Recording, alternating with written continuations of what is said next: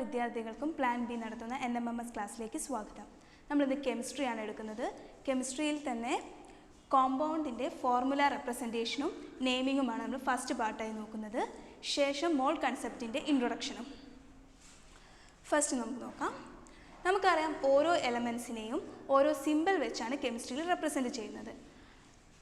ഹൈഡ്രജനെ capital H വെച്ച് നമുക്ക് represent ചെയ്യാൻ സാധിക്കുമെങ്കിൽ സോഡിയത്തിനെ Na, കാൽസ്യത്തിനെ Ca എന്നിങ്ങനെയൊക്കെയാണ് നമ്മൾ റെപ്രസെൻറ്റ് ചെയ്തത്. നമുക്ക് പീരിയോഡിക് ടേബിൾ നോക്കുമ്പോൾ തന്നെ നമുക്ക് കാണാൻ സാധിക്കുന്നത് കുറേ നെയിമൊന്നും നമ്മൾ കാണില്ല, കുറേ സിമ്പിൾസാണ് കാണുക.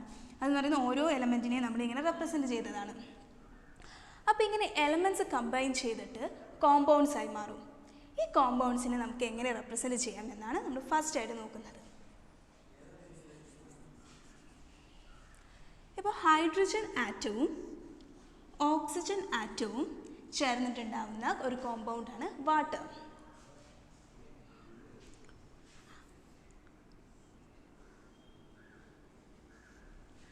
ഹൈഡ്രജന് നമുക്കറിയാം ഒരൊറ്റ ഷെല്ലേ ഉള്ളൂ, അതിൽ ഒരു ഇലക്ട്രോണും.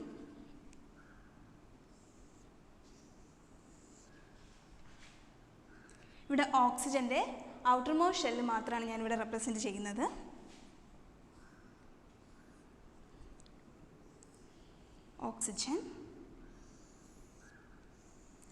ഓക്സിജൻ്റെ ഔട്ടർ മോസ്റ്റ് ഷെല്ലിൽ 6 ഇലക്ട്രോൺസ് ആണ് ഉള്ളത്.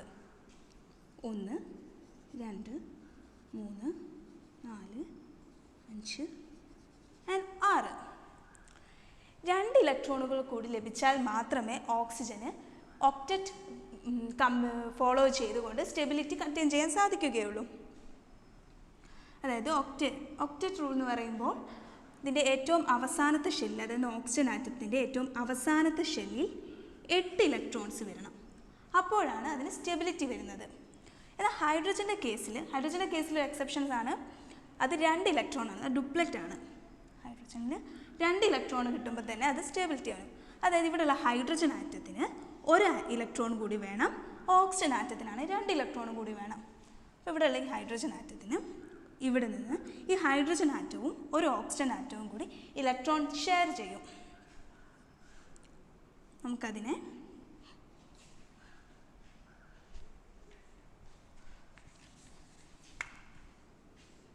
Hydrogen and oxygen.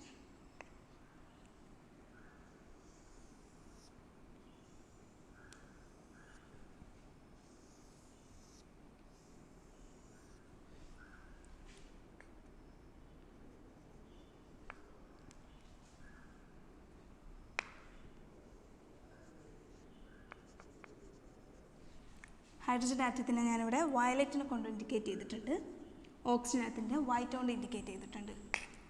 അപ്പം 1 2 ഓക്കെ, നോക്കൂ. ഇപ്പോൾ ഇവിടെയുള്ള ഹൈഡ്രജൻ ആറ്റത്തിന് 2 ഇലക്ട്രോൺസ് കിട്ടി.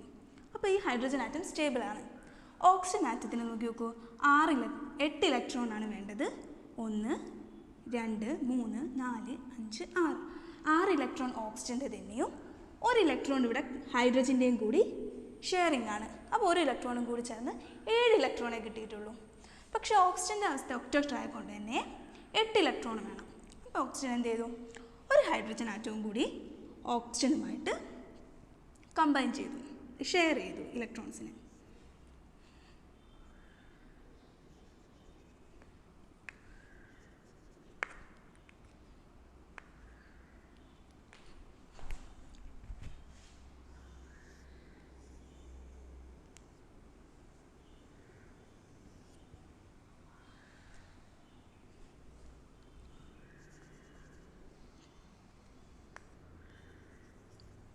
ഇപ്പോൾ നോക്കിക്കഴിഞ്ഞാൽ നമുക്ക് മനസ്സിലാവും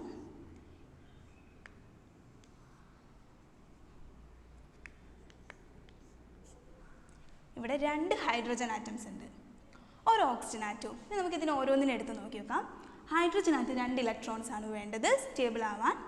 1 2 ഒരു ഹൈഡ്രജൻ ആറ്റത്തിൻ്റെ തന്നെ 1 ഇലക്ട്രോണും പിന്നെ ഓക്സിജൻ്റെ 1 ഇലക്ട്രോണും കൂടി 2 ആറ്റം. ഓക്കെ, ഈ ഹൈഡ്രജൻ ആറ്റം സ്റ്റേബിളാണ്.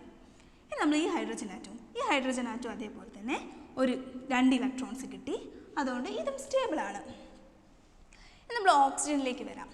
ഓക്സിജനിൽ നമുക്ക് നോക്കി നോക്കാം. 1 2 3 4 5 6 7 8. ഓക്കെ, 8 ഇലക്ട്രോൺസ് കിട്ടി ഔട്ടർ മോസ്റ്റ് ഷെല്ലിൽ. അപ്പം ഓക്സിജൻ ആറ്റവും സ്റ്റേബിളാണ്.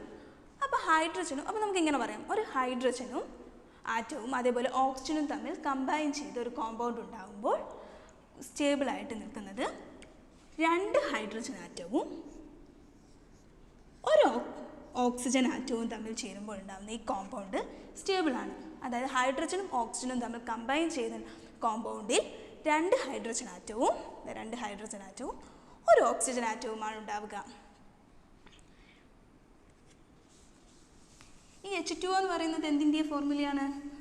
കോമൺ ആയിട്ടുള്ള നമുക്കറിയാം, വാട്ടറിൻ്റെ ഫോർമുലയാണ് H2O. ഇനി നമുക്ക് ഓരോ പ്രാവശ്യം എഴുതുമ്പോൾ ഇങ്ങനെ വരച്ച് ഔട്ടർ മോസ്റ്റ് ഷെല്ല് വരച്ച് എഴുതാൻ കുറച്ച് ഡിഫിക്കൽട്ട് അല്ലേ? അപ്പോൾ നമുക്കതിനെ കുറച്ചും കൂടി സിമ്പിളായിട്ട് എഴുതാൻ പറ്റും. അത് വാലൻസിൻ്റെ ടേംസിലേക്ക് മാറുമ്പോൾ. എന്താണ് വാലൻസി? ഒരു എലമെൻറ്റിൻ്റെ ഔട്ടർ മോസ്റ്റ് ഷെല്ലിൽ നിന്ന് എത്ര ഇലക്ട്രോണുകൾ സ്വീകരിക്കുകയോ അല്ലെങ്കിൽ ചില എലമെൻറ്റ്സ് വിട്ടുകൊടുക്കും. ചിലതാണെങ്കിൽ സ്റ്റെബിലിറ്റി കിട്ടാൻ വേണ്ടിയിട്ട് സ്വീകരിക്കും, മറ്റ് ചിലത് അതിന് ഷെയറിംഗ് ആയിരിക്കും ചെയ്യുക ഇലക്ട്രോണുകൾ. ഇങ്ങനെ ഉപയോഗിക്കുന്ന ഇലക്ട്രോണുകളുടെ എണ്ണത്തെയാണ് ആ എലമെൻറ്റിൻ്റെ വാലൻസി എന്ന് പറയുന്നത്. ഔട്ടർ മോസ്റ്റ് ഷെല്ലിൽ 8 ഇലക്ട്രോൺ കിട്ടുന്നതിന് വേണ്ടി ഓരോ എലമെൻറ്റും എക്സെപ്റ്റ് ഹൈഡ്രജൻ്റെ കേസിൽ 2 ഇലക്ട്രോൺസാണ് അതിൻ്റെ സ്റ്റെബിലിറ്റി. ബാക്കി എല്ലാ എലമെൻസിനും 8 ഇലക്ട്രോണും. അപ്പോൾ 8 ഇലക്ട്രോൺ കിട്ടുന്നതിന് വേണ്ടി ഇവർ ഓരോരുത്തരും ചില ആറ്റംസ് വിട്ടുകൊടുക്കും, ചിലത് സ്വീകരിക്കും, ചിലത് ലോസ് ചെയ്യും, ചിലത് ഗെയിൻ ചെയ്യും, മറ്റ് ചിലത് ഷെയറിങ് ചെയ്യും. അങ്ങനെ അതിനുപയോഗിക്കുന്ന ഇലക്ട്രോണുകളുടെ എണ്ണത്തെയാണ് ആ എലമെൻറ്റിൻ്റെ വാലൻസി എന്ന് പറയുന്നത്. ഇപ്പോൾ ഇലക്ട്രോൺ വിട്ടുകൊടുക്കുകയാണെങ്കിൽ നമുക്ക് പോസിറ്റീവ് വാലൻസി എന്നും ഇലക്ട്രോൺ സ്വീകരിക്കുകയാണെങ്കിൽ നെഗറ്റീവ് വാലൻസി എന്നുമാണ് പറയുന്നത്. നമുക്ക് ജസ്റ്റ് നോക്കി നോക്കാം കുറച്ച് എലമെൻസിൻ്റെത്. ഇപ്പോൾ ഹൈഡ്രജൻ ഷെയറിംഗ് ആണ്, +1ഉം അപ്പോൾ തന്നെ ഹൈഡ്രജന് -1ഉം വാലൻസി ഉണ്ട്. അതിന് +1 ഉള്ള വേറൊരു എക്സാമ്പിളാണ്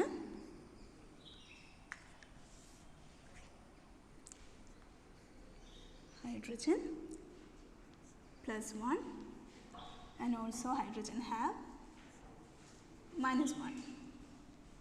And സോഡിയത്തിൻ്റെ വാലൻസി എന്ന് പറയുന്നത് +1 ആണ്. അതായത് ഒരു ഇലക്ട്രോണിനെ വിട്ടുകൊടുത്തുകൊണ്ടാണ് അത് സ്റ്റേബിൾ ആവുക. പിന്നെ കാൽസ്യത്തിൻ്റെ കേസ് എടുക്കുകയാണെങ്കിൽ അത് +2 ആണ്. 2 ഇലക്ട്രോണിനെ അത് വിട്ടുകൊടുക്കും. ഔട്ടർ മോസ്റ്റ് ഷെല്ലിൽ നിന്ന് 2 ഇലക്ട്രോണുകൾ അത് വിട്ടുകൊടുക്കും. പിന്നെ അലൂമിനിയം ഈസ് +3 ആൻഡ് കാർബൺ ആറ്റത്തിൻ്റെത് +4. കാർബൺ ആറ്റത്തിൻ്റെ ഔട്ടർ മോസ്റ്റ് ഷെല്ലിൽ 4 ഇലക്ട്രോണുകളാണ് ഉള്ളത്. അപ്പോൾ അതിന് വിട്ടുകൊടുക്കുകയും ചെയ്യാം, 4 എണ്ണം കിട്ടിയാലും മതി, അല്ലെങ്കിൽ സ്വീകരിക്കാൻ മതി. അധിക കേസിൽ കാർബൺ ഷെയറിംഗ് ആണ് ചെയ്യാൻ. നേരത്തെ വാട്ടർ മോളിക്യൂൾ കണ്ട പോലെ വാട്ടർ മോളിക്യൂളിൽ ഹൈഡ്രജനും ഓക്സിജനും നമ്മൾ ഷെയർ ചെയ്തതാണ് ഇലക്ട്രോൺ, പൂർണ്ണമായിട്ട് വിട്ടുകൊടുക്കുന്നില്ല. അതേപോലെ കാർബണിൻ്റെ കേസിൽ ഷെയറിംഗ് ആണ് നടക്കുക കൂടുതലും. അതുപോലെ ഇവിടെ -1 വരും ഹൈഡ്രജൻ, അതുപോലെ തന്നെ -1 വരുന്നതാണ് ക്ലോറിൻ. -1 ആണ്. അത് ക്ലോറിൻ ആറ്റത്തിൻ്റെ ഔട്ടർ മോസ്റ്റ് ഷെല്ലിൽ 7 ഇലക്ട്രോൺ ആണുള്ളത്. അപ്പോൾ ഒരു ഇലക്ട്രോണും കൂടി കിട്ടിക്കഴിഞ്ഞാൽ അതിന് 8 എന്ന സംഖ്യയാവും ഔട്ടർ മോസ്റ്റ് ഷെല്ലിൽ. അതുകൊണ്ട് തന്നെ അതിന് സ്റ്റേബിൾ ആവും. അപ്പോൾ ഒരു ഇലക്ട്രോണിനെ അത് ഇങ്ങോട്ട് സ്വീകരിക്കുകയാണ് ചെയ്യുക. അതുകൊണ്ടാണ് -1. പിന്നെ oxygen, very common element, is -2. Is the valency is -2. 2 ഇലക്ട്രോണിനെയാണ് അത് സ്വീകരിക്കുക. പിന്നെ nitrogen, and we can be denote N. നൈട്രജനെ നമുക്ക് N എന്ന സിമ്പിൾ വെച്ച് നമ്മൾ റെപ്രസെൻറ്റ് ചെയ്യുന്നു. അതിൻ്റെ -3 ആൻഡ് അഗെയിൻ ഷെയറിംഗ് ആണ് കാർബൺ നമുക്ക് -4 എന്ന് എഴുതാം. ഇതിൻ്റെ വാലൻസി നമ്പേഴ്സാണ്. വാലൻസി നമ്പേഴ്സ് എന്ന് പറയുമ്പോൾ ശരിക്കും സൈൻ ഇല്ലെങ്കിലും നമുക്ക് ഈ നമ്പർ ഒന്ന് ഓർത്ത് വെക്കണം. നമ്മൾ കോമ്പൗണ്ട് ഫോർമുലയിലേക്ക് വരുമ്പോൾ ഇവിടെ ഹൈഡ്രജനും ഓക്സിജനും തമ്മിൽ കമ്പൈൻ ചെയ്തിട്ടാണ് വാട്ടർ ഉണ്ടാകുന്നത്, H2. അപ്പോൾ ഹൈഡ്രജൻ്റെ സിമ്പിൾ നമ്മളിവിടെ എഴുതുന്നു, പിന്നെ ഓക്സിജൻ്റെ സിമ്പിളായിട്ടുള്ള O എഴുതുന്നു. ഇനി നോക്കി നോക്കാം, ഹൈഡ്രജൻ്റെ വാലൻസി എത്രയാണ്? 1. 2 കേസിനും 1. ഓക്കെ, 1 എഴുതാം. ഇങ്ങനെ നമ്മൾ എഴുതുമ്പോൾ സൈന് വലിയ പ്രാധാന്യമില്ല, നമ്മൾ ആ നമ്പേഴ്സ് മാത്രം നോക്കിയാൽ മതി. ഓക്സിജൻ്റെ വാലൻസി എത്രയാണ്? 2. ഇനി ഫോർമുല നമ്മൾ എഴുതുന്ന സമയത്ത് ഈ നമ്പേഴ്സ് ഇൻ്റർചേഞ്ച് ചെയ്ത് കൊടുക്കുക. ഹൈഡ്രജൻ്റെ വാലൻസി ഓക്സിജനും ഓക്സിജൻ്റെ വാലൻസി നമ്പർ ഹൈഡ്രജൻ്റെയും സഫിക്സ് ആയിട്ട് താഴെയായിട്ട് എഴുതുക.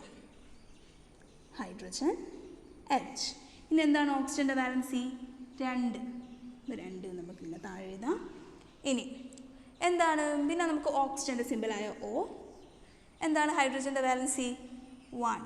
Then H2 O1 simply H2O. അപ്പോൾ ഈ ഇനി നമുക്ക് വേറെ ഒന്ന് എക്സാമ്പിൾ നോക്കി നോക്കാം. മഗ്നീഷ്യവും ക്ലോറിൻ തമ്മിൽ കമ്പൈൻ ചെയ്തുണ്ടാവുന്ന ഒരു കോമ്പൗണ്ട് നോക്കി നോക്കാം നമുക്ക്. മഗ്നീഷ്യത്തിൻ്റെ സിമ്പിളായ Mg ആൻഡ് ക്ലോറിൻ്റെ സിമ്പിളായിട്ടുള്ള Cl. മഗ്നീഷ്യത്തിൻ്റെ വാലൻസി എന്ന് പറയുന്നത് 2 ആണ്. അപ്പോൾ നമ്മളിവിടെ താഴത്ത് 2 എന്ന് എഴുതി. ക്ലോറിൻ്റെ വാലൻസി എന്ന് പറയുന്നത് 1 ആണ്. അപ്പം നമ്മളിത് എഴുതുന്ന സമയത്ത് ആദ്യം മഗ്നീഷ്യം എന്ന് എഴുതി, ശേഷം ക്ലോറിൻ്റെ വാലൻസി ആയിട്ടുള്ള 1 മഗ്നീഷ്യത്തിൻ്റെ താഴെ കൊടുത്തു. മഗ്നീഷ്യത്തിൻ്റെ ക്ലോറിൻ എഴുതി. മഗ്നീഷ്യത്തിൻ്റെ വാലൻസി നമ്പർ ആയിട്ടുള്ള 2 എന്ന് പറയുന്നത് ക്ലോറിൻ്റെ താഴെയും കൊടുത്തു. ഇപ്പം നോക്കി നോക്കൂ, മഗ്നീഷ്യവും ക്ലോറിൻ കൂടി കമ്പൈൻ ചെയ്തിട്ടുണ്ടാവുന്ന കോമ്പൗണ്ടിൻ്റെ formula Mg1Cl1 Cl2, that is MgCl2. വേറൊരു എക്സാമ്പിൾ നോക്കി നോക്കാം. മഗ്നീഷ്യത്തിന് പകരം അപ്പോൾ സോഡിയം വന്നാൽ എന്താ സംഭവിക്കുക? സോഡിയം എന്ന സോഡിയത്തിൻ്റെ വാലൻസി എന്തായിരുന്നു? നോക്കി നോക്കാം, 1. സോഡിയത്തിൻ്റെ ക്ലോറിൻ 1 ആണ്. ഈ കേസിൽ നമ്മൾ അങ്ങോട്ടും ഇങ്ങോട്ടും ഇൻ്റർചേഞ്ച് ചെയ്യുമ്പോൾ എന്താ സംഭവിക്കുക? ക്ലോറിൻ്റെ വാലൻസി സോഡിയത്തിനും കൊടുത്തു, സോഡിയത്തിൻ്റെ വാലൻസി ക്ലോറിനും കൊടുത്തു. അപ്പം Na1Cl1 or NaCl or NaCl. ഇനി വേറൊരു എക്സാമ്പിൾ നോക്കി നോക്കാം. ഇതിങ്ങനെ തന്നെ വരുന്നത് വേറൊരു ഡിഫറെൻ്റ് ആയിട്ടുള്ളൊരു എക്സാമ്പിൾ ഉണ്ട്. അത് നമ്മളൊന്ന് വെച്ച് നോക്കി നോക്കാം. അപ്പം കാൽസ്യവും ഓക്സിജനും തമ്മിൽ റിയാക്ട് ചെയ്തിട്ട് ഒരു കോമ്പൗണ്ട് ഉണ്ടാകും. അതെങ്ങനെയായിരിക്കും നോക്കി നോക്കാം. കാൽസ്യം നമ്മൾ നേരത്തെ ഓക്സിജൻ്റെ വാട്ടർ മോളിക്യൂളിൻ്റെ വരച്ച പോലെ ഒന്ന് ഷെല്ലൊക്കെ വരച്ച് നോക്കി നോക്കാം. Calcium and oxygen.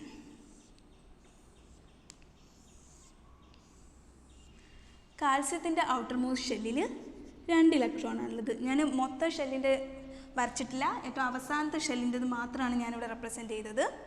ഇതിൻ്റെ ഉള്ളിലൊക്കെ വേറെ ഇലക്ട്രോൺസ് ഉണ്ട് കാൽസ്യത്തിന്. ഓക്സിജനും ഓക്സിജൻ്റെത് 6 ഇലക്ട്രോൺസ് നമ്മൾ നേരത്തെ നോക്കി. 1 2 3 4 5 6. അപ്പോൾ 2 ഇലക്ട്രോൺ വിട്ടുകൊടുക്കാൻ കാൽസ്യവും തയ്യാറാണ്, 2 ഇലക്ട്രോൺ സ്വീകരിക്കാൻ ഓക്സിജനും റെഡിയാണ്. അപ്പോൾ ഇവരെന്ത് ചെയ്യും? ഡയറക്റ്റായിട്ട് ഈ 2 ഇലക്ട്രോൺസും ഈ ഓക്സിജൻ കൊണ്ടുപോകും. ഈ ഓക്സിജൻ എടുത്തോളൂ. അപ്പോൾ ഇതിനെന്തായി? ഇതിൻ്റെ ഔട്ടർ മോസ്റ്റ് ഷെല്ലിൽ 8 ഇലക്ട്രോൺ വന്നു. കാൽസ്യത്തിൻ്റെ ഈ 2 ഷെല്ലിലുള്ള ഔട്ടർ മോസ്റ്റ് ഇലക്ട്രോണായ 2 ഇലക്ട്രോൺ പോയി കഴിഞ്ഞപ്പം ഇതിൻ്റെ താഴത്തെ ഷെല്ലിൽ എന്തായിരുന്നു? അവിടെ നമുക്ക് 8 ഇലക്ട്രോൺസ് ആവുകയും ചെയ്തു. ഈ ഷെല്ല് പോയല്ലോ. അങ്ങനെ കാൽസ്യവും 8 ഇലക്ട്രോൺ വന്ന് സ്റ്റേബിളായി. പക്ഷെ നമ്മൾ നേരത്തെ എഴുതിയ പോലെ ഒന്ന് കാൽസ്യത്തിൻ്റെ ഓക്സിജൻ്റെയും കൂടി ഒന്ന് എഴുതി നോക്കാം. അപ്പോൾ എന്താ സംഭവിക്കുക? Calcium and oxygen. കാൽസ്യത്തിൻ്റെ atomic valency 2 and oxygen is again 2. Then just interchange those numbers. Ca2O2 Ca2O2. But actually നമുക്ക് പറയുകയാണെങ്കിൽ 2 കാൽസ്യം ആറ്റവും 2 ഓക്സിജൻ ആറ്റവും ഇല്ല, CaO എന്നേ ഉള്ളൂ. അപ്പോൾ അതെങ്ങനെയായിരിക്കും? നമ്മൾ നേരത്തെ വരച്ച് കണ്ടു. ഇങ്ങനെ വരുന്ന കേസിൽ ഈ 2 നമ്പേഴ്സിൻ്റെയും ഹയസ്റ്റ് കോമൺ ഫാക്ടർ, അതായത് HCF, 2ൻ്റെയും HCF highest common factor അത് എത്രയായിരിക്കും? 2ൻ്റെ 2. അപ്പോൾ ഹയസ്റ്റ് കോമൺ ഫാക്ടർ ഈസ് 2. ഈ നമ്പർ ഹയസ്റ്റ് കോമൺ ഫാക്ടർ വെച്ചിട്ട് ഈ രണ്ട് നമ്പേഴ്സിനെ നമ്മൾ ഡിവൈഡ് ചെയ്യാം. ഇനി നമുക്ക് ഡിവൈഡ് ചെയ്യുമ്പോൾ 2 ഹരിക്കണം 2 2 ഹരിക്കണം 2. അപ്പോൾ 2 ഹരിക്കണം 2 1. CA1 and O1 CaO. നമ്മൾ നേരത്തെ കിട്ടിയ പോലെ തന്നെ ഒരു കാൽസ്യം ആറ്റവും ഒരു ഓക്സിജൻ ആറ്റവും മാത്രമേ ഇവിടെ പങ്കെടുക്കുന്നുള്ളൂ. ഇതേപോലെ വരുന്ന വേറൊന്ന് നമുക്ക് നോക്കി നോക്കാം. Carbon dioxide. കാരണം ഏറ്റവും നമുക്ക് ഫെമിലിയർ ആയിട്ടുള്ളൊരു ഗ്യാസാണ് കാർബൺ ഡൈ ഓക്സൈഡ്. അത് കാർബൺ ഡൈ ഓക്സൈഡ് എന്ന് പറയുമ്പോൾ കാർബൺ ആറ്റം സിയും ഓക്സൈഡ് ഓക്സിജൻ. കാർബൺ ഡൈ ഓക്സൈഡും ഓക്സിജനുമാണ് കാർബൺ ഡൈ ഓക്സൈഡിൻ്റെ എലമെൻറ്റ്സ്. കാർബണിൻ്റെ വാലൻസി നമ്പർ എത്രയാണ്? 4. എങ്ങനെ വന്നാലും +4 or -4. ആൻഡ് ഓക്സിജൻ്റെ വാലൻസി എത്രയാണ്? 2. അപ്പോൾ 4ഉം 2ഉം ദെൻ ഇൻ്റർചേഞ്ച് ചെയ്യുക. ഈ രണ്ട് നമ്പേഴ്സും തമ്മിൽ അങ്ങോട്ടും ഇങ്ങോട്ടും ഇൻ്റർചേഞ്ച് ചെയ്യുമ്പോൾ C2O4. പക്ഷേ കാർബൺ ഡൈ ഓക്സൈഡിൻ്റെ നമ്പർ C2O4 അല്ലല്ലോ. അത് ഇങ്ങനെ കണ്ടാൽ തന്നെ, അതായത് ഹയസ്റ്റ് കോമൺ ഫാക്ടർ 1 അല്ലെങ്കിൽ നമ്മൾ തീർച്ചയായിട്ടും ഇങ്ങനെ 1 ആക്കണം. അപ്പോൾ C2ൻ്റെയും അതിൻ്റെ 2ഉം 4ഉം 2ൻ്റെയും 4ൻ്റെയും HCF എന്ന് പറയുന്നത് 2 പഠിച്ചിട്ടുണ്ടാവില്ലേ? 2ൻ്റെയും 4ൻ്റെയും HCF 2. ഈ 2 വെച്ച് നമ്മൾ രണ്ടിനെ ഡിവൈഡ് ചെയ്യുകയാണ്. 2 divide by 2 2 divide by 2 then 2 ഇതിനെ വെച്ച് ഡിവൈഡ് ചെയ്യുമ്പം 1 and 4 divide by 2 2. That is CO2. എന്താ CO2 കിട്ടിയല്ലോ നമുക്ക്. കാർബൺ ഡൈ ഓക്സൈഡിൻ്റെ ഫോർമുലയായിട്ടുള്ള CO2. പക്ഷേ ഒരു കാര്യം ശ്രദ്ധിച്ചോ, നമ്മൾ വേറൊരു പോർഷൻ ഇതിനെങ്ങനെയായിരിക്കും നമ്മൾ പറയുക? ഞാനിപ്പോൾ നമ്മൾ CAT BALL ഇത് വായിക്കാൻ പറഞ്ഞു വിചാരിക്കും. നമ്മളെങ്ങനെയാണ് വായിക്കുക? CAT അങ്ങനെയാണോ? അല്ലെങ്കിൽ BALL? അല്ല, കാറ്റ് ബോൾ അങ്ങനെയാണ് വായിക്കുക. അതേപോലെ തന്നെ നമ്മളിപ്പം പഠിച്ചില്ലേ, നമ്മൾ നേരത്തെ കണ്ട MgCl2 NaCl, പിന്നെ ഏതാ നമ്മൾ നോക്കിയത്? CaO,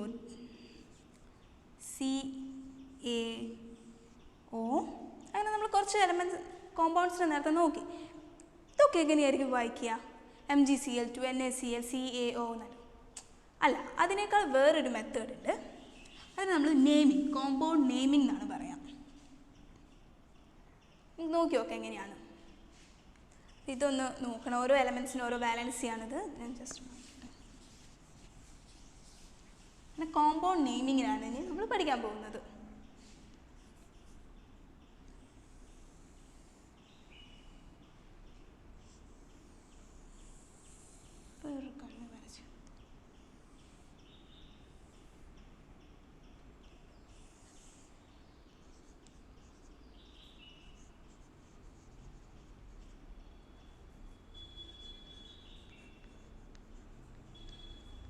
valence electron,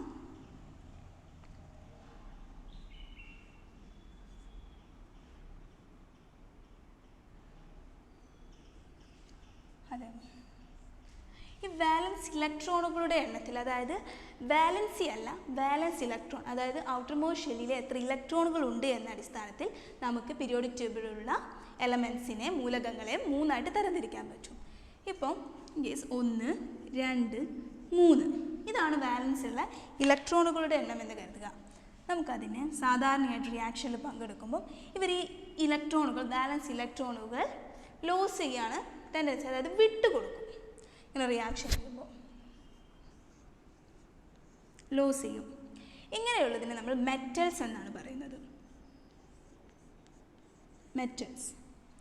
ആൻഡ് 5 6 5 6 7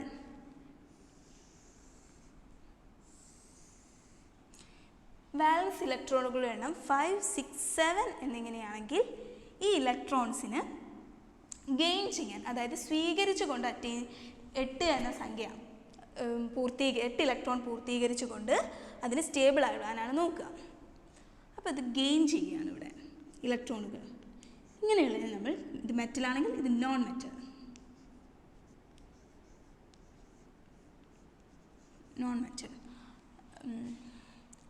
പിന്നെ അപ്പോൾ ഇതിലൊരു സംഖ്യ വിട്ടുപോയിട്ടുണ്ടല്ലോ, 4. ഓക്കെ, ഇതിൽ ഔട്ടർ മോസ്റ്റ് ഷെല്ലിലെ ഇലക്ട്രോണുകളുടെ 4 ആണെങ്കിൽ അധികം ഷെയറിംഗ് ആണ് കാണാറ്. ഷെയർ ആണ് ചെയ്യാറ് electron. And it is known as metalloids.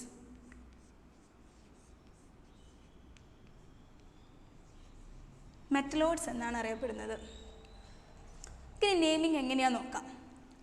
ഇപ്പോൾ നമ്മളിപ്പം Mg മഗ്നീഷ്യവും ക്ലോറിനും കൂടി ചേർന്നിട്ടുണ്ടാകുന്ന കോമ്പൗണ്ടിൻ്റെ ഫോർമുല നമുക്ക് MgCl2 എന്ന് എഴുതാം. അതിനെങ്ങനെ നമുക്ക് വിളിക്കാം, നമുക്കെങ്ങനെ പറയാം? ഫസ്റ്റ് മെറ്റലിൻ്റെ നെയിം നമ്മൾ മഗ്നീഷ്യം,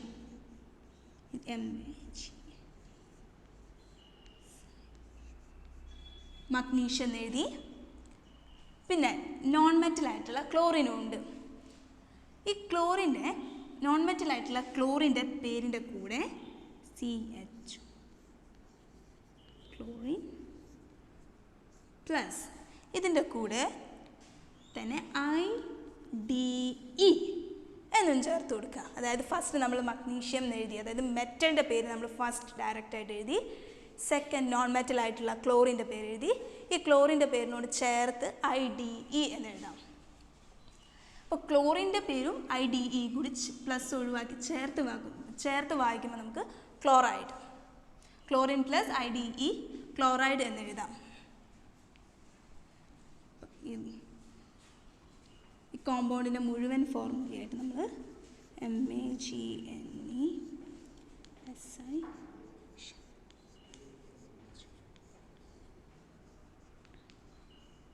മഗ്നീഷ്യം ക്ലോറൈഡ്, ഈ രണ്ടിൻ്റെ ഫോർമുല. ഇവിടെയുള്ള ഈ 2 നമ്മൾ കൺസിഡർ ചെയ്യുന്നില്ല.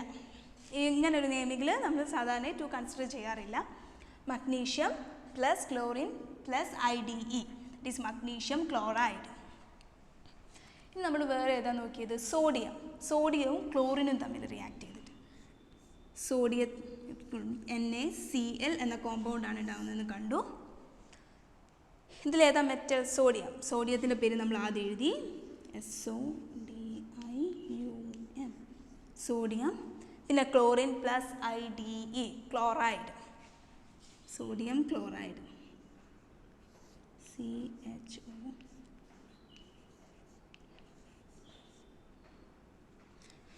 Sodium chloride, NaCl means sodium chloride. First മെറ്റലിൻ്റെ പേര്, ദെൻ നോൺ മെറ്റലിൻ്റെ പേര് പ്ലസ് IDE. സോഡിയം ക്ലോറൈഡ് നമ്മൾ എവിടെയാണ് കേട്ടിട്ടുള്ളത് കൂടുതലായിട്ട്? എവിടെയാ? ഉപ്പ്, കറിയുപ്പ് എന്ന് പറയുന്നത് സോഡിയം ക്ലോറൈഡാണ്. ഇനി വേറൊരു എക്സാമ്പിളാണ് CaO. ഇതെന്താ നോക്കി നോക്കാം. ഫസ്റ്റ് വൺ മെറ്റലിൻ്റെ പേര് കാൽസ്യം,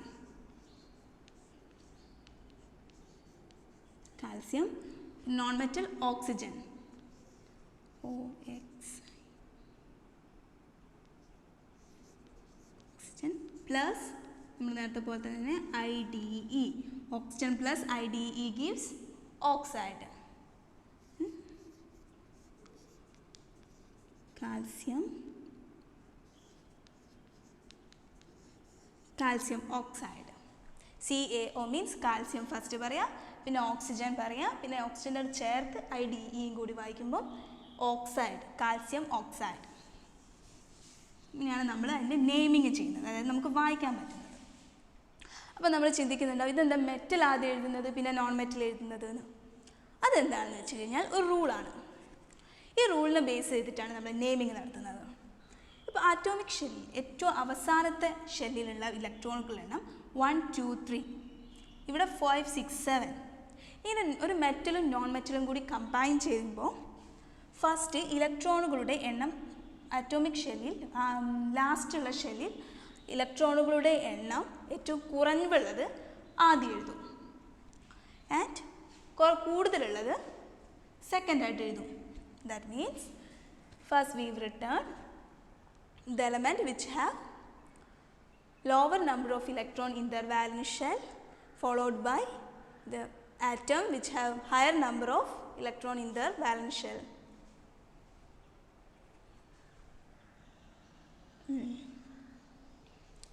നമ്മൾ പഠിച്ചു കഴിഞ്ഞു. ഇനി നമുക്കിതിൻ്റെ ചാർജിങ് എങ്ങനെയാണ്. ഞാൻ നേരത്തെ പറഞ്ഞു, സാധാരണ ഈ ലോസ് ചെയ്യുക എന്ന് പറയുമ്പോൾ ഇലക്ട്രോണുകളെ വിട്ടു കൊടുക്കുകയാണ് മെറ്റൽസ്.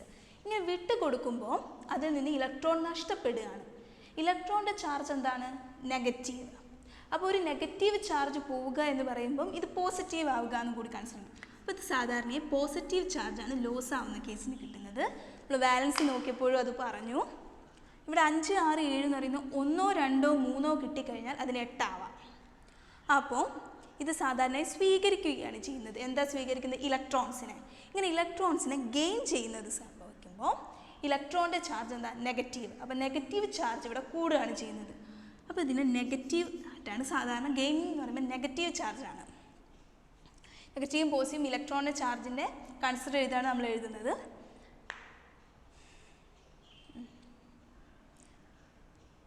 അപ്പോൾ ഇതിനെ പോസിറ്റീവ് അയോൺസ് എന്നും ലോസ് ചെയ്യുന്നതിനെ പോസിറ്റീവ് അയോൺസ് എന്നും ഗെയിൻ ചെയ്യുന്നതിനെ നെഗറ്റീവ് അയോൺസും എന്നും പറയാം. ഒരു കോമ്പൗണ്ടിൻ്റെ ചാർജ് എപ്പോഴും ന്യൂട്രലായിരിക്കും. അതായത് ഒരു പോസിറ്റീവ് ഉണ്ടെങ്കിൽ ഇവിടെ ഒരു നെഗറ്റീവ് ഉണ്ടായും. കോമ്പൗണ്ടിൻ്റെ ചാർജ് ന്യൂട്രലായിരിക്കും, 0. ഇപ്പോൾ ഇവിടെ NaClൻ്റെ കാര്യത്തിൽ നോക്കുകയാണെങ്കിൽ NaCl Na+ and Cl-. Na+ സോഡിയം ഒരു ഇലക്ട്രോൺ വിട്ടുകൊടുത്തു, ക്ലോറിൻ ഒരു ഇലക്ട്രോൺ സ്വീകരിച്ചു. അപ്പം ചാർജ് പ്ലസും മൈനസും കൂടി ചേർന്ന് ന്യൂട്രലായി. NaCl ചാർജ് ന്യൂട്രലാണ്, ബട്ട് Na-ൻ്റെ ചാർജ് പ്ലസും Cl-ൻ്റെ ചാർജ് മൈനസുമാണ്. ഇത് നമുക്ക് എങ്ങനെ എഴുതാം? നമ്മൾ നേരത്തെ പറഞ്ഞു, ഇവിടെ മെറ്റലിൽ നിന്ന് കൺസിഡർ ചെയ്യുന്ന പകരം പോസിറ്റീവ് ചാർജുള്ള അയോണിൻ്റെ പേര് നമ്മൾ ഫസ്റ്റ് എഴുതുന്നു. സോഡിയം, നേരത്തെ എഴുതിയ പോലെ തന്നെ സോഡിയം. നെഗറ്റീവ് ചാർജ് ഉള്ളതിനെ ശേഷം എഴുതുന്നു. Chlorine plus IDE chloride, sodium chloride. നേരത്തെ നമുക്ക് പറഞ്ഞു ഇങ്ങനെയും അത് എഴുതാം. നമ്മൾ മനസ്സിലാക്കുന്ന രീതിയാണ്. നമുക്ക് മെറ്റൽ നോൺ മെറ്റൽ എന്നിങ്ങനെ കൺസിഡർ ചെയ്തിട്ട് മനസ്സിലാക്കാം. അല്ലെങ്കിൽ ലോസ് ചെയ്യുന്ന ഇലക്ട്രോണ് ആദ്യം എഴുതും, ആറ്റത്തിൻ്റെ പേര് ആദ്യം എഴുതും. ദെൻ ഗെയിൻ ചെയ്യുന്ന ആറ്റത്തിൻ്റെ പേരിൻ്റെ കൂടെ IDEയും കൂടി വെച്ച് എഴുതും. അങ്ങനെയും എഴുതാം. അപ്പോൾ നമുക്ക് ഈ ടോപ്പിക്ക് ഏകദേശം കംപ്ലീറ്റ് ആയിട്ടുണ്ട്. നമുക്ക് വേറൊരു ഇങ്ങനെ നമുക്ക് ഓരോ കോമ്പൗണ്ട്സ് ഉണ്ടായി. ഈ കോമ്പൗണ്ട് എല്ലാം ഉണ്ടായിക്കഴിഞ്ഞാൽ അതിൻ്റെ പ്യുവർ ഫോമിലാണോ അത് ഉണ്ടാവുക? അതായത് 100% പ്യുവർ ആയിട്ടുള്ള കോമ്പൗണ്ട്സ് നമുക്ക് കിട്ടുമോ?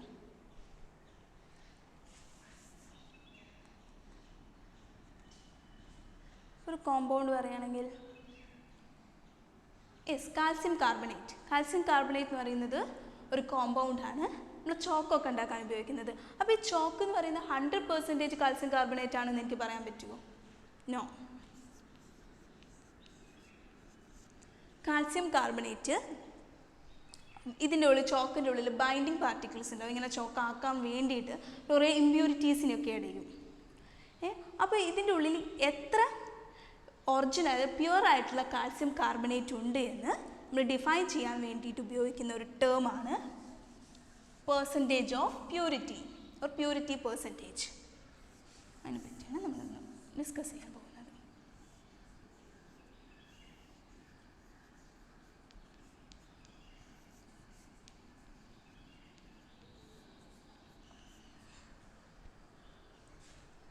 പ്യൂരിറ്റി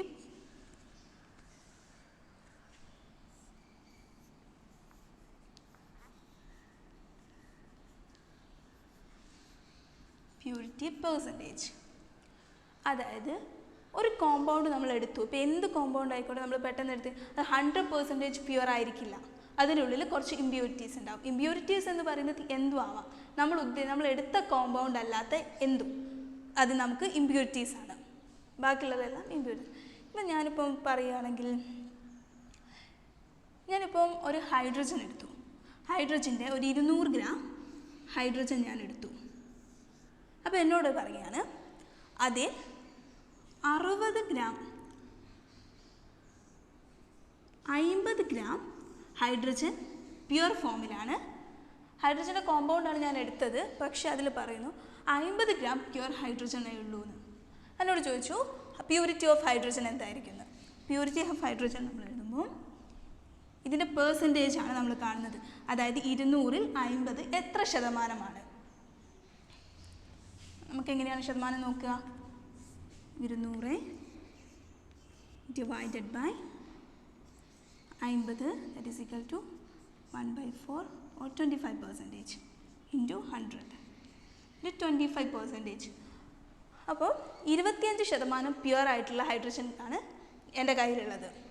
ബാക്കി 75% ഇമ്പ്യൂർ ആയിട്ടുള്ള കോമ്പൗണ്ട്സ് ആയിരിക്കും. പിന്നെ വേറൊരു കേസ് നോക്കുകയാണെങ്കിലും ഗോൾഡിൻ്റെ 24 ക്യാരറ്റ് ഗോൾഡ് നമ്മൾ 24 ക്യാരറ്റ് ഗോൾഡ് സാധാരണ 99.99 എന്നുള്ള ലെവലിലാണ് നമ്മൾ പ്യൂരിറ്റി പറയാറ്. അപ്പോൾ 18 ക്യാരറ്റ് സ്വർണ്ണം എന്ന് പറയുന്നത് എത്ര പെർസെൻറ്റേജ് ആയിരിക്കും അതിൻ്റെ പ്യൂരിറ്റി? നമ്മൾ എന്തായാലും നമ്മൾ ഓർണമെൻറ്റ്സ് ഒക്കെ ഉണ്ടാക്കാൻ നേരത്ത് ഗോൾഡിൽ നമ്മൾ കുറച്ച് ഇമ്പ്യൂരിറ്റി ചേർക്കും. അതായത് ഗോൾഡ് അല്ലാത്ത പ്യുവർ ഗോൾഡ് അല്ലാത്ത കുറച്ച് സാധനങ്ങൾ. 18 ക്യാരറ്റിൻ്റെ പ്യൂരിറ്റി നോക്കാൻ 18 ഡിവൈഡഡ് ബൈ 24 ഇൻറ്റു 100. ഇതൊക്കെ നോക്കുമ്പോൾ നമുക്കൊരു ഫോർമുല ഉണ്ടാക്കിക്കൂടെ? Purity of a compound. Yes, definitely. Then purity of a compound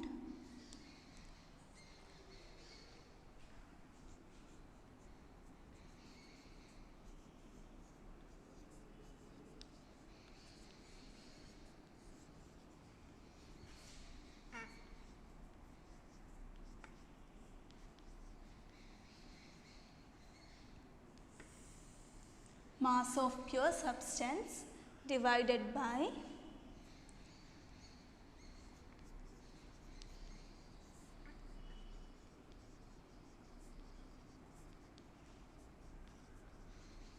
impure sample.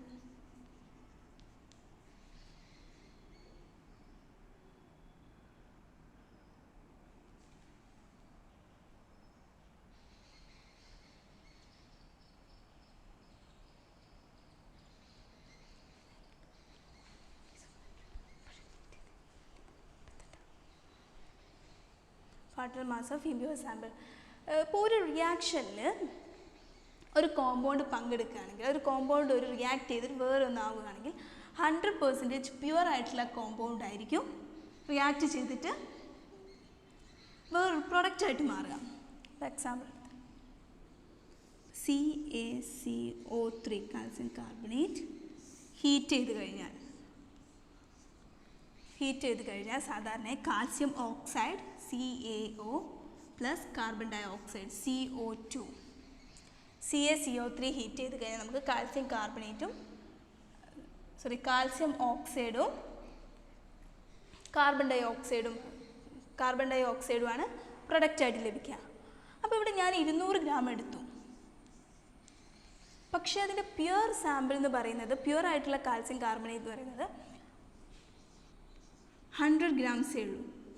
അങ്ങനെയാണെങ്കിൽ പ്യുവർ ആയിട്ടുള്ള സബ്സ്റ്റൻസ് മാത്രമേ റിയാക്ട് ചെയ്തിട്ട് കാൽസ്യം കാർബണേറ്റും കാർബൺ ഡൈ ഓക്സൈഡുമായിട്ട് ഫോം ചെയ്യുള്ളൂ.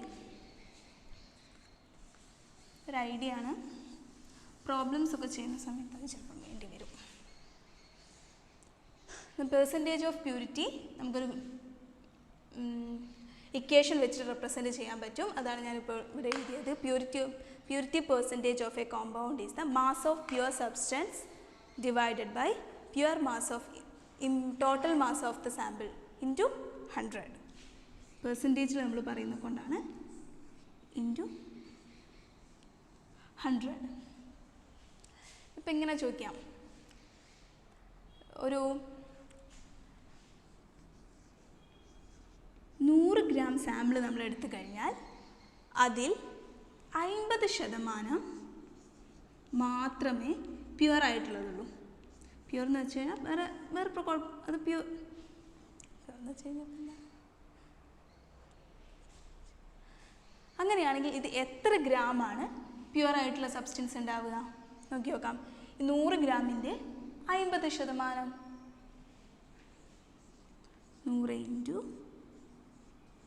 50/100 പറയുമ്പോൾ 5/2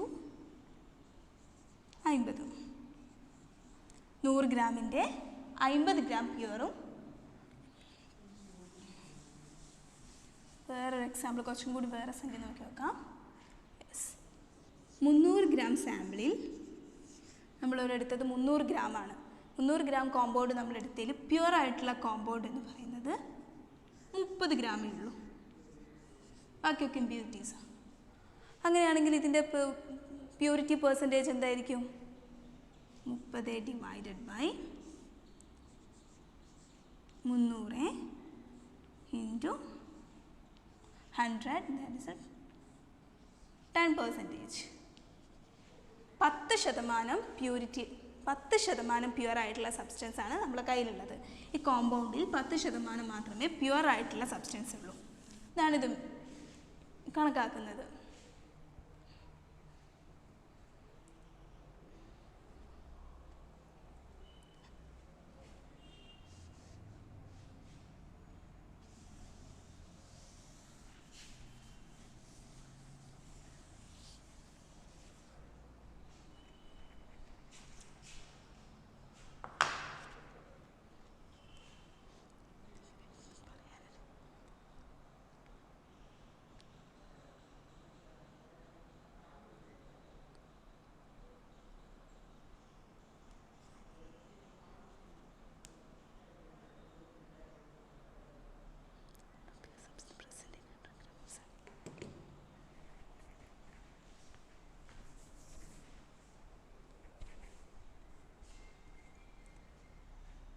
നമുക്ക് ഡിഫൈൻ ചെയ്യുകയാണെങ്കിൽ അതൊരു പെർസെൻറ്റേജ് പ്യൂരിറ്റി പെർസെൻറ്റേജിനെ നമുക്ക് ഡിഫൈൻ ചെയ്യുകയാണെങ്കിൽ the amount of pure substance present in 100 gram of the impure sample is known as purity percentage.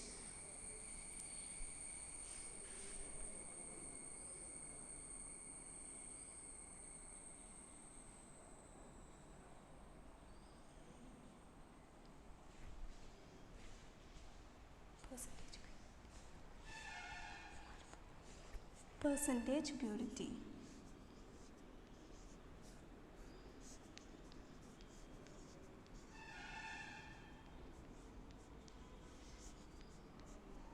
Percentage purity എന്ന് പറഞ്ഞു കഴിഞ്ഞാൽ ഒരു സബ്സ്റ്റൻസിൽ, ഒന്നും കൂടി ഞാൻ പറയാം, ഒരു സബ്സ്റ്റൻസിലുള്ള അത് പ്യുവർ ആയിട്ടുള്ള സാമ്പിളിൻ്റെ പ്യുവറായിട്ട് ഇമ്പ്യുവർ സാമ്പിളിലുള്ള പ്യുവർ ആയിട്ടുള്ള സബ്സ്റ്റൻസിൻ്റെ എമൗണ്ട് ഡിനോട്ട് ചെയ്യാൻ വേണ്ടി നമ്മൾ ഉപയോഗിക്കുന്ന ടേം ആണ് percentage of purity. Example can be the amount of pure sample present in 100 gram of the impure sample. Example ഒന്നുകൂടി പറയുകയാണെങ്കിൽ 50 ഗ്രാം സാമ്പിളിൽ 5% 10 ഗ്രാം ആണ് പ്യുവർ എങ്കിൽ നമുക്ക് എഴുതാം 10 ഡിവൈഡഡ് ബൈ 50 ഇൻറ്റു 100. നമ്മൾ പെർസെൻറ്റേജിലേക്ക് മാറ്റുമ്പോൾ മൾട്ടിപ്ലൈ നമുക്ക് 100 ഗുണിക്കണം.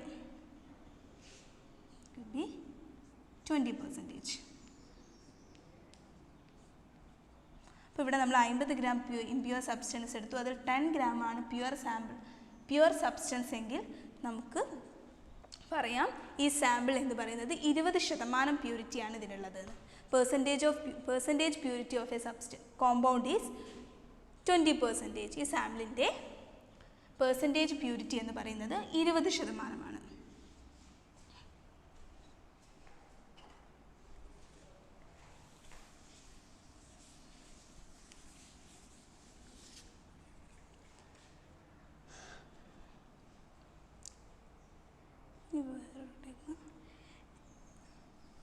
നമുക്ക് നോക്കി നോക്കാം.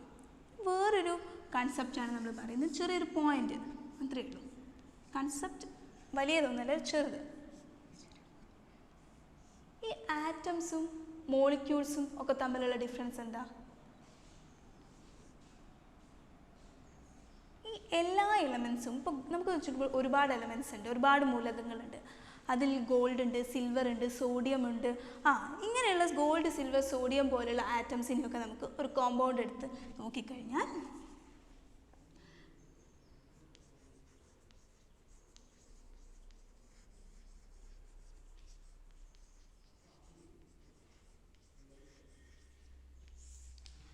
മോളിക്കുലർ ഫോർമുല നോക്കാം.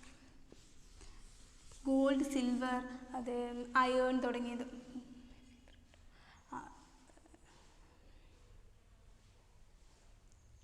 ഗോൾഡ്, സിൽവർ, സോഡിയം തുടങ്ങിയ എലമെൻസിൻ്റെ എല്ലാം ആറ്റത്തിനെ നമുക്ക് ഇൻഡിവിജ്വലായിട്ട് തന്നെ ഐഡൻറ്റിഫൈ ചെയ്യാൻ സാധിക്കും. പക്ഷെ ചില എലമെൻസിൻ്റെ നമുക്കതിനെ ഇൻഡിവിജ്വലായിട്ട് കാണാൻ പറ്റില്ല. അതിനെ രണ്ടോ അതിലധികമോ ആറ്റങ്ങൾ ചേർന്ന് ഒരു ഗ്രൂപ്പായിട്ടാണ് കാണാൻ പറ്റുക. ഇങ്ങനെ ഗ്രൂപ്പായിട്ട് കാണുന്ന ആറ്റംസിനെ നമ്മൾ ഒന്നിച്ച് മോളിക്യൂൾ എന്നാണ് പറയുന്നത്. അപ്പോൾ നമ്മൾ ഹൈഡ്രജൻ്റെ കേസ് എടുക്കാം. നമുക്ക് വളരെ ഫെമിലിയർ ആയിട്ടുള്ള ഒരു എലമെൻ്റാണ് ഹൈഡ്രജൻ. ഹൈഡ്രജൻ സാധാരണ നമുക്ക് എച്ച് അല്ലെങ്കിൽ ഒരു ആറ്റമായിട്ടല്ല നമ്മളത് കാണാം. നമുക്ക് ഐഡൻറ്റിഫൈ ചെയ്യാൻ സാധിക്കുക രണ്ട് ആറ്റംസാണ്. അതായത് രണ്ട് ഹൈഡ്രജൻ ആറ്റംസ് ചേർന്ന് ഒരു മോളിക്യൂൾ ഒരു ഗ്രൂപ്പാവും. ഒരു ഗ്രൂപ്പായിട്ടാണ് നമുക്ക് കാണാൻ പറ്റുക. രണ്ട് ഹൈഡ്രജൻ ആറ്റംസ് ഉണ്ടാവും. ഇതിനെയാണ് ഹൈഡ്രജൻ മോളിക്യൂൾ എന്ന് പറയാം. അപ്പോൾ ഒരു ഹൈഡ്രജൻ ആറ്റം മാത്രമാണെങ്കിൽ നമുക്കതിനെ ഹൈഡ്രജൻ ആറ്റം എന്നാണ് പറയുന്നത്. അതായത് രണ്ട് ഹൈഡ്രജൻ ആറ്റം ചേർന്നിട്ട് ഹൈഡ്രജൻ മോളിക്യൂൾ അഥവാ ഹൈഡ്രജൻ തന്മാത്രയാവുന്നു. നമുക്ക് നോക്കി നോക്കാം ഇതെങ്ങനെയൊക്കെയാണ് വരിക, അതിൻ്റെ അറ്റോമിസിറ്റി എങ്ങനെയാണ് നോക്കാം.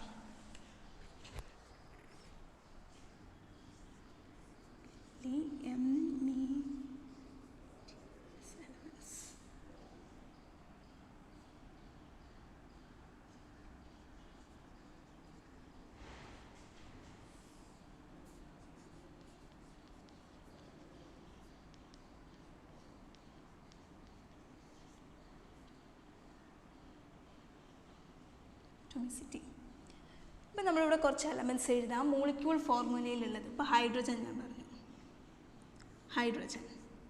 ഹൈഡ്രജന് രണ്ട് ഹൈഡ്രജൻ ആറ്റം ചേർന്നിട്ടാണ് ഒരു മോളിക്യൂൾ ആവുന്നത്. ഒരു മോളിക്യൂൾ എന്ന് പറയുമ്പോൾ രണ്ട് ഹൈഡ്രജൻ ആറ്റം ഉണ്ടാവും, H2. കാരണം രണ്ട് ഹൈഡ്രജൻ ആറ്റവും ഷെയർ ചെയ്തിട്ട് അതിന് സ്റ്റേബിൾ ആയിട്ടുള്ള രണ്ട് ഇലക്ട്രോൺസ് ഔട്ടർ മോസ്റ്റ് ഷെല്ലിൽ വരുമ്പോൾ അല്ലേ, അപ്പം അങ്ങനെയായിട്ട് സ്റ്റേബിൾ കണ്ടീഷനായിട്ട് H2 എന്ന് വരും. ഇതുപോലെ തന്നെ വേറൊരു എക്സാമ്പിളാണ് നൈട്രജനും രണ്ട് നൈട്രജൻ ആറ്റം ചേർന്ന് N2, രണ്ട് നൈട്രജൻ ആറ്റം ചേർന്ന് അതെന്താവും N2 എന്ന് പറഞ്ഞ് മോളിക്യൂളാവും. അതുപോലെ തന്നെ കുറച്ചും കൂടി രണ്ട് മാത്രമല്ല വരിക. നമുക്ക് ഓരോ എലമെൻറ്റിനെയും കൺസിഡർ ചെയ്യുമ്പോൾ ഫോസ്ഫറസിൻ്റെ കേസ് എടുക്കുകയാണെങ്കിൽ നമുക്ക് P എന്ന് പറയാം. ഇത് ഫോസ്ഫറസ് മോളിക്യൂൾ എന്ന് പറയുമ്പം 4 ഫോസ്ഫറസ് ആറ്റംസ് ചേർന്നിട്ടാണ് P4. പിന്നെ സൾഫറിനെ S എന്ന് പറയാം. സൾഫറിനെ നമുക്ക് മോളിക്യൂൾ ഫോമിലേക്ക് എഴുതുമ്പോൾ S8. അതായത് 8 സൾഫർ ആറ്റങ്ങൾ ചേർന്നിട്ടാണ് ഒരു സൾഫർ മോളിക്യൂൾ ഉണ്ടാകുന്നത്. ആറ്റോമിസിറ്റി എന്ന് പറയുന്നത് ഒന്നുമില്ല, എത്ര ആറ്റംസ് ചേർന്നിട്ടാണ് ഓരോ എലമെൻറ്റിനും മോളിക്യൂൾ ആവുന്നത്, അതാണ് അതിൻ്റെ ആറ്റോമിസിറ്റി. ഇപ്പോൾ ഹൈഡ്രജൻ്റെ കേസ് എടുക്കാൻ നോക്കൂ. ഹൈഡ്രജനിൽ 2 ആറ്റംസ് ചേർന്നിട്ടാണ് ഒരു മോളിക്യൂൾ ഉണ്ടായത്. Atomicity of hydrogen is 2. And atomicity of nitrogen is 2 atoms ചേർന്നിട്ടാണ് നൈട്രജൻ്റെ ഒരു മോളിക്യൂൾ ഉണ്ടായത്. അപ്പം 2. ഫോസ്ഫറസിനാണെങ്കിൽ 4 ഉണ്ട്. അപ്പോൾ ആറ്റോമിസിറ്റി എന്ന് പറയുന്നത് 4. സൾഫറിനാണെങ്കിൽ 8. ഇതേ ഉള്ളൂ മോളിക്യൂൾ എന്ന് പറയുന്നത്. പക്ഷെ നമ്മൾ ഇതിൻ്റെ കോമ്പൗണ്ടിലെ ആറ്റംസിൻ്റെ ഒക്കെ എണ്ണം കൺസിഡർ ചെയ്യുമ്പോൾ നമ്മളിതിൻ്റെ യൂസ് വരുന്നത്. നമുക്ക് എങ്ങനെ ഉപയോഗിക്കാം നോക്കാം.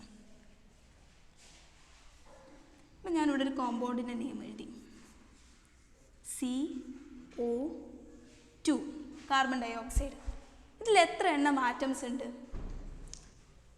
ഇവിടെ ഒരു കാർബൺ ആറ്റവും 2 ഓക്സിജൻ ആറ്റവും ഉണ്ട്.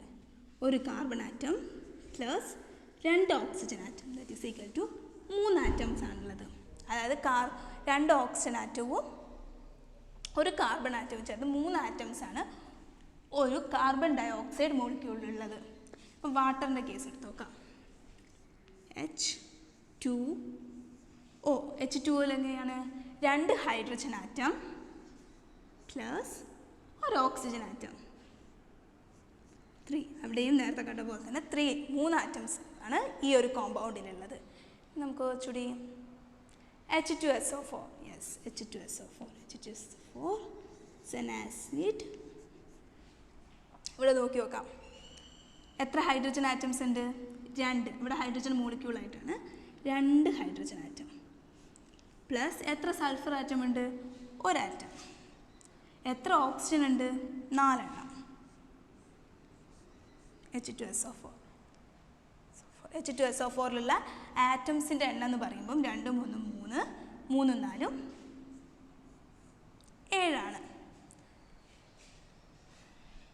ഇനി നമുക്ക് ഏതൊരു കോമ്പൗണ്ടിൻ്റെയും ആറ്റംസിൻ്റെ എണ്ണം കണക്കാക്കാൻ വേണ്ടിയിട്ടാണ് നമ്മളിത് യൂസ് ചെയ്യുന്നത്. ഇങ്ങനെ നമുക്ക് കാണാം. അപ്പോൾ നമ്മൾ നോക്കിയത്, ഇപ്പം നമ്മൾ ഇതുവരെ ഒന്ന് പറഞ്ഞത് നോക്കി നോക്കാം. ഫസ്റ്റ് വൺ നമ്മൾ പറഞ്ഞത് ഒരു കോമ്പൗണ്ടിൻ്റെ ഫോർമുല എങ്ങനെ എഴുതാമെന്ന്. വാട്ടറിൻ്റെ കേസിൽ H2O ഇങ്ങനെ ഫോർമുല എഴുതാൻ നോക്കി. ഇതിന് ശേഷം അത് എങ്ങനെ വായിക്കാൻ നോക്കി, അതായത് ഇതിൻ്റെ നെയിമിങ് നോക്കി. ശേഷം നമ്മൾ പഠിച്ചത് പ്യൂരിറ്റി പെർസെൻറ്റേജ്. നമ്മൾ മോളിക്യുലാർ ഫോർമുലയെ നോക്കി, മോളിക്യൂൾ എന്താണെന്നും അതിൻ്റെ ഫോർമുല എങ്ങനെയാണ് വരിക. അപ്പോൾ അത് ഞാൻ ക്ലോറിൻ്റെ കേസിൽ ഇപ്പം molecular formula H2, 2 hydrogen atom ചേർന്നിട്ട് ഒരു മോളിക്യൂൾ ഓഫ് ഹൈഡ്രജൻ ഉണ്ടാവുന്നു. അപ്പോൾ Cl2, 2 ക്ലോറിൻ ആറ്റം ചേർന്നിട്ട് ഒരു മോളിക്യൂൾ ഓഫ് ക്ലോറിൻ ഉണ്ടാവുന്നു. അപ്പോൾ ആറ്റംസും മോളിക്യൂൾസും തമ്മിൽ കറക്റ്റായിട്ട് ഐഡൻറ്റിഫൈ ചെയ്യാൻ പറ്റണം. ഒരു ഹൈഡ്രജൻ ആറ്റം മാത്രമാണെങ്കിൽ അത് ആറ്റമാണ്. ഒരു ഹൈഡ്രജൻ മോളിക്യൂളിൽ 2 ഹൈഡ്രജൻ ആറ്റം ഉണ്ടാവും. അതേപോലെ ഒരു ക്ലോറിൻ മോളിക്യൂളിൽ 2 ക്ലോറിൻ ആറ്റംസ് ഉണ്ടാവും. ഇവിടെ താഴത്തുള്ള സംഖ്യ നോക്കിക്കഴിഞ്ഞാൽ നമുക്ക് മനസ്സിലാവും.